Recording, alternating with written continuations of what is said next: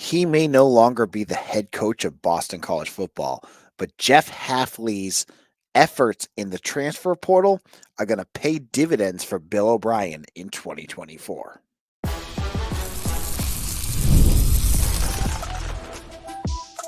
You are Locked On Boston College, your daily podcast on the Boston College Eagles. Part of the Locked On Podcast Network, your team every day. Hello and welcome. This is Locked On Boston College. I am your host, AJ Black. Today's episode is brought to you by LinkedIn. These days, every new potential hire can feel like a high-stakes wager for your small business. That's why LinkedIn Jobs help you find the right people for your team faster and for free. Post your job for free at linkedin.com/lockedoncollege. Terms and conditions apply. So the transfer portal has been closed now for about a week and a half, 2 weeks. 2 weeks. We're at 2 weeks. And we're going to talk today about the haul that Jeff Hafley brought in. And I'm going to go by each position and talk about why I think the additions the former head coach has brought in is going to put Bill O'Brien in a better position to win. So on Friday, we found out that one of BC's former transfer portal players, Joseph Griffin Jr., wide receiver, former 4-star, is heading to Wisconsin. He took an official visit there. That makes sense. Emmett Morehead, he's going to Old Dominion. Both good fits for both of those guys. I think Emmett Morehead will be very successful at Old Dominion. But we're looking here at the guys coming into BC. And I think there were 3 specific positions that Hafley addressed that I saw during practice made Boston College look like a team ready to build. They're building depth. And that's the key here. Boston College brought in a very small recruiting class. You know, if you look at the rankings, they're in the 90s or something like that. But a lot of that has to do with the fact that they took a tiny class because Hafley knew he needed to address that depth that they had on their team through guys that have played more, guys that are established. And he did that. And the first position he did that effectively at is the running back position. Now, let's rewind 2 years. Jeff Hafley was recruiting running backs that fit this following mold. About 5'8", 5'9", about 180 pounds, built in the mold of hoping that you're going to get a Dion Lewis that could run the ball and catch the ball out of the backfield.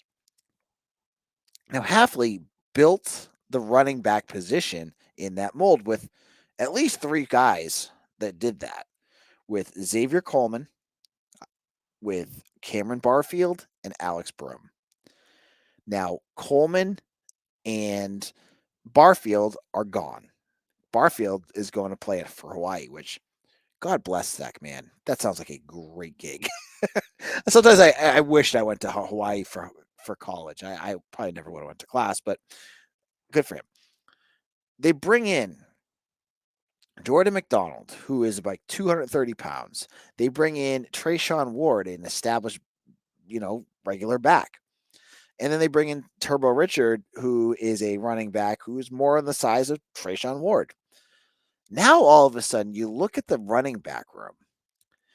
You have Kai Robichaux, who missed a bunch of practice this spring.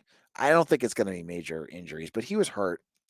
But last year, he was so critical for that offense. When Robichaux wasn't playing, this offense was a different beast because they didn't have any depth. You were throwing Cameron Barfield out there, and he just wasn't ready for that. You put Alex Broom out there. He's a good, situational back, but you can't make him your every down back.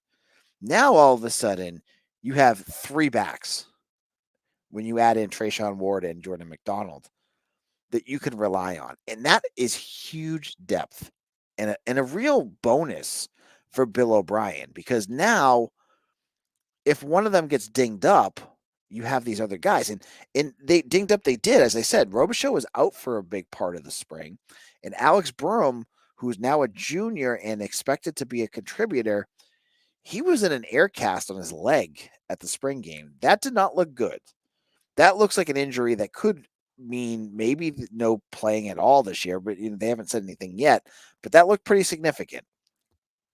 But you can absorb those types of injuries when you bring in Treshaun Ward.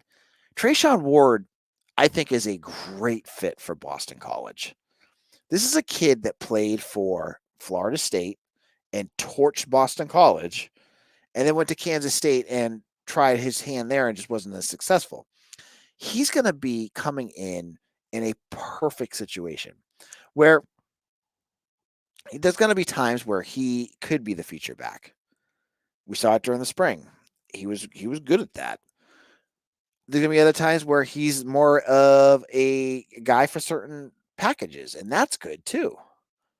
I love what this is a guy that's established, that's played a bunch, that's got some size to him. He's like 6 feet, 200 pounds. He's not huge, but he's got good size to him. He can be a guy that you can lean on if you need to. You don't have to put all your eggs in the basket for Kai Robichaux. And that depth is so critical for Bill O'Brien. He doesn't have to worry about what do I do if Robichaux goes down, because you got Treshaun Ward there. So that's a big addition there. I love that addition right there. And we saw pieces of it during this. And plus with Ward, he plays special teams too. You can get him out there to return kicks, return punts, which we saw during the spring as well. So he does a lot for this roster. Jordan McDonald, I feel, will have a spot and play this fall. He is the biggest. I don't know if he's bigger than Kai Robichaux, but he's up there. He's a big kid. You watch him in the huddle with the other running backs, and he's big. So we didn't get to see a ton of putting him in situational plays during the spring, but I have to wonder, when it comes down to brass tacks, third downs, third and shorts, goal line, having a back like McDonald, you may go stick with Robichaux, but you have a guy like McDonald if you need it to get, those dirty yard or two here and there, I think is a huge bonus. Like, it gives your roster some versatility because you got guys that can do multiple different things.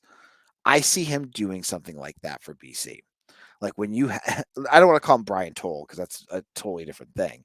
But when you have those packages that you can do it, you can get those a couple yards. And with Thomas Castellanos there, you also have to factor in what he can do with his feet. So he can also run, and there's lots of different matchups you can use there. So I think McDonald is a welcome addition as well. So you just transformed your running back room from a room with a bunch of guys that do all the same thing. They can't do much else because their size kind of limits what they can do. You bring in a couple guys that do very different things, and all of a sudden your running back room has a lot of potential. And it's exciting because you could see many of these guys. And I'm not even talking about the guys that are already on the roster, like Dontrell Jones. And we don't know what's going on with Alex Broom, but maybe someone like Turbo Richard, who's going to be a true freshman coming in. You have guys that can do some things for you. I think that's why these additions from Hafley are going to pay off for Bill O'Brien. In our second segment, I'm going to look at the wideouts and tight ends who add some weapons I think that are going to be totally critical for Thomas Castellanos. We'll get into that in just a moment.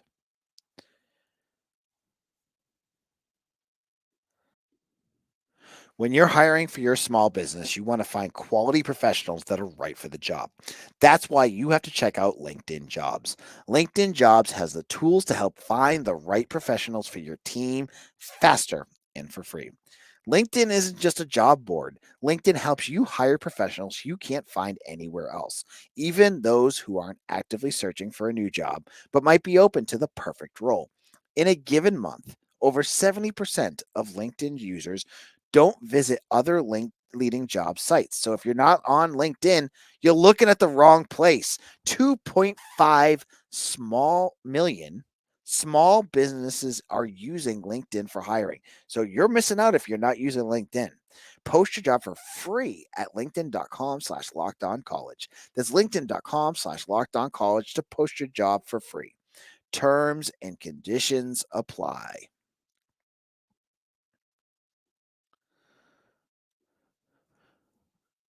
Locked On Boston College. I'm your host, AJ Black. If you are not over on Eagle Insider, where I'm the editor, I'm the publisher, I got all the good stuff over there right now. We're hitting recruiting season. Official visits are coming up. I have a full notebook of information. I've got crystal balls. I got all the good stuff over on Eagle Insider. Come on over, check it out. If you're skeptical, you can get the free month. Get a month. It's $5 for the first month. Or if you just want to dive right in and hey, I'd recommend that. You can get 30% off a yearly subscription. Get all your BC coverage for the next full year. It's going to be an exciting football season. It's going to be an exciting basketball season too. We'll get into all of that up on the site, so check that out. Now, the other transfer portal position that was also greatly impacted, and one I just didn't think was going to happen, was the wide receiver position. BC added 2 players at wide receiver in this offseason. One we'll get into first, Jaden McGowan. Jaden McGowan comes from Vanderbilt, one of the fastest wide receivers in the SEC on a team that was bad last year. He originally committed to South Carolina, and BC was able to pull him from South Carolina to come to Boston College, which, if you're on Eagle Insider, you saw the meltdown from Gamecock fans, which we don't get many meltdowns, but when BC beats out a team for a recruit or a transfer portal player, fans usually melt down, which is kind of fun. So McGowan is going to be a multifaceted player for BC. I'm interested to see what he does in terms of getting reps during actual games, because he played mostly with the 2s during the spring. But he was their BC's kick returner and punt returner on most special teams plays that they had, because he's electric. He had a touchdown for a kick return last year for the Commodores. He can do a lot of good things. And I see him, I'm not sure how the offense is going to look differently in terms of, we'll have Mitch Wolf on from Eagle Insider to talk more about that. But a role like Ryan O'Keefe seems like it would be a good fit for McGowan, like a guy that you can get out there, has good speed, and, when plays break down for Thomas Castellanos, if he doesn't want to run, he can throw the ball. I could see a guy like McGowan getting open when there's fire drills and the pressure's getting to Castellanos. He's got that kind of rapport that I think he'll be good at that kind of thing. But if I were to tell you who the top 3, if they're going to go like 3 starting wide receivers, I wouldn't put McGowan as a starter yet. He's a depth piece, and having depth pieces is not a bad thing. When you have 3 starters, and the starters most likely in my brain at wide receiver are going to be Lewis Bond, Jerand Bradley, and Jaden Skeet, having guys behind them that can go in and play, that can be useful and aren't a gigantic drop-off is a major plus. I love that. I love that BC, when you're going to look at the wide receiver depth chart, you're looking at guys that could play. I mean, like, you have Jaden McGowan, you have Dino Tomlin, you have guys like Reed Harris, who I think is going to start to perk up in terms of getting a lot of attention. He's a big dude. That's what good teams have. That's what separates teams that can absorb the day-to-day blows that college football can impact your team with injuries. The teams that have the depth are the teams that can absorb that. The teams that don't are the ones that fall apart.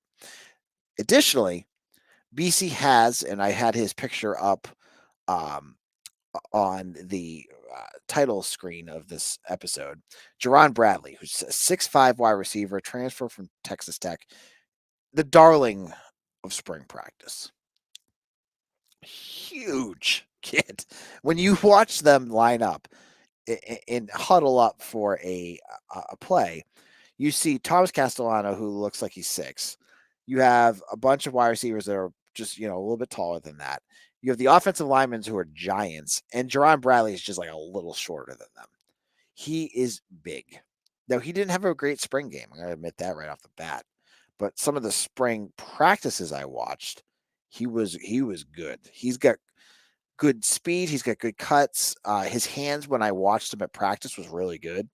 And he clearly was some sort of answer either to bringing in security for if Joseph Griffin left or to replace Joseph Griffin. I'm not sure, and this team will never tell you what that was, right? Because he basically does the same thing that Griffin did, but he's a bigger and honestly probably a little bit more talented, hopefully, than Griffin. And not that's not a knock at Griffin. Griffin's good too, but I'm just saying like this guy could be the next step. Um, he's going to start. He was out there with the starters every week. And he should be, if he, can be consistent in terms of route running, hands, all those things that are important for a wide receiver. He should be a target and a weapon for Thomas Castellanos that he's going to need, like a guy in the red zone that you can, high point the ball, get the ball to him, and let him do some things. He's going to be one to watch for. Finally, the other piece that like completely adds to a new dimension to this new look offense, when you add in the wide receivers, you add in the running backs, is Kamari Morales, wide receiver, tight end from UNC. Jeremiah Franklin had his moments last year, but I don't want to say he was any sort of liability, but like he wasn't game changing. And I'm not saying Kamari Morales is going to do the same thing. Like I'm not going to say he's going to be game changing too, but in terms of reliable tight end in the passing game, that's something Morales brings. And he's not going to be Hunter Long. And he, even when Trey Barrier is healthy, I wouldn't say he would be that, but like a guy you can get the ball to. And will, could be a security blanket for a guy like Thomas Castellanos. That's a critical piece. And now you have two tight ends as well. You can use Franklin. You can use him in passing downs if you feel comfortable with that, or you can use him more for blocking. Depends. But you have depth there now. You have a couple guys that can go. And again, when you have depth, you can win more games.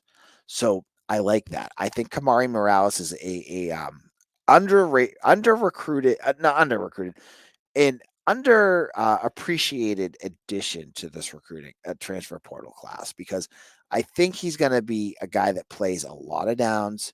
He's going to make some plays, when you need him. He's not going to be splashy. He's not going to make a ton of like highlight reel plays, but he's going to get your offense going where it needs to go. And that is a critical thing to bring in. And you got to thank Jeff Hafley for being able to do that for you. Now, in our final segment, I'm going to go to the defensive side of the ball. I want to look at one positional group that I felt got a giant boost from the transfer portal and should put this positional group in a much better spot to be productive in 2024. We'll get into that in just a moment.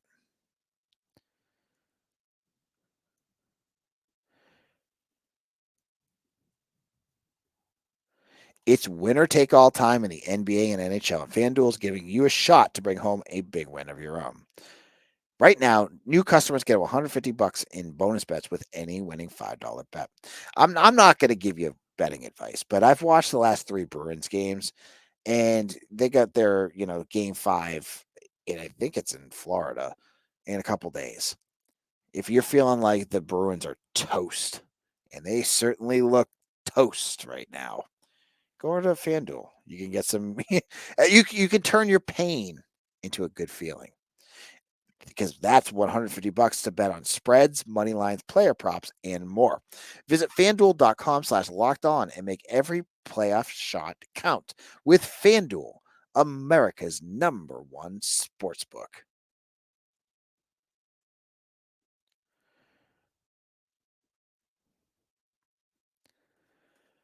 Locked On Boston College, AJ Black. We're wrapping up our conversation on the current transfer portal. And there's other positions that BC added to as well that we're not going to get into on today's episode. Defensive line, they added Sid McConnell. Could see him sometimes this year. Grayson James at quarterback is another one that we are not going to get into. But the position that I think BC definitely needed to address and did so in a way that I'm very interested to see how this group turns out to be, is the secondary.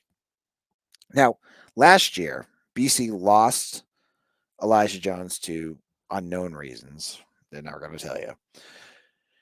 They had some injuries. You saw guys like Jalen Cheek go down. You saw Cole Batson get hurt. You saw a few other guys get dinged up, right? By the end of the year, you were worried about where this the secondary was looking because, they got blown out in the air by Miami and Virginia Tech. They made Pitt look good, but somehow they figured it out against SMU.